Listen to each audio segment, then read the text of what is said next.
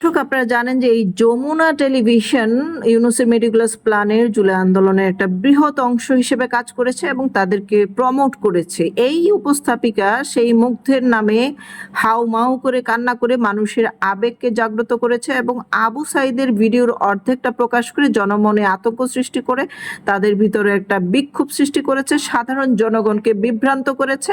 আজকে দেখেন সেই উপস্থাপিকাই বাংলাদেশের শেয়ার বাজারের বিষয় নিয়ে মুখোশ উন্মোচন করলেন এবং এই আগস্ট মাসে 20,000 কোটি টাকা উধাও হয়ে গেছে, এটি বলছেন এখানকার আলোচকরা। আপনারা শুনবেন।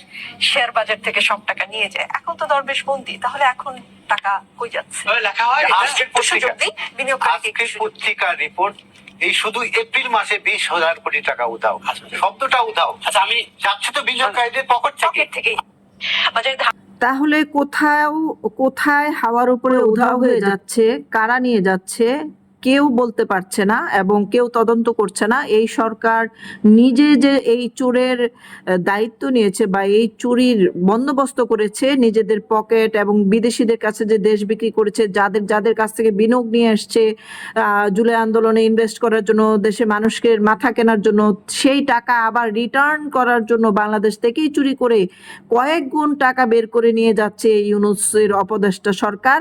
এই তাদেরকে যদি জুতাপেটা করে ক্ষমতা থেকে নামানো না হয় এবং জনগণের আদালতে তাদের বিচার করা না হয়, তাহলে এই দেশের রক্ত উপর দাঁড়িয়ে যে অসহায় মানুষদেরকে তারা হত্যা করেছে এবং ক্ষমতায় এসেছে এবং এই দেশের সাধারণ জনগণকে বোকা বানিয়ে কোটি কোটি টাকা হাতিয়ে নিচ্ছে, সেই রক্তের ঘাম করা পয়সার টাকার হিসাব কোনোদিন আর নেওয়া হবে না।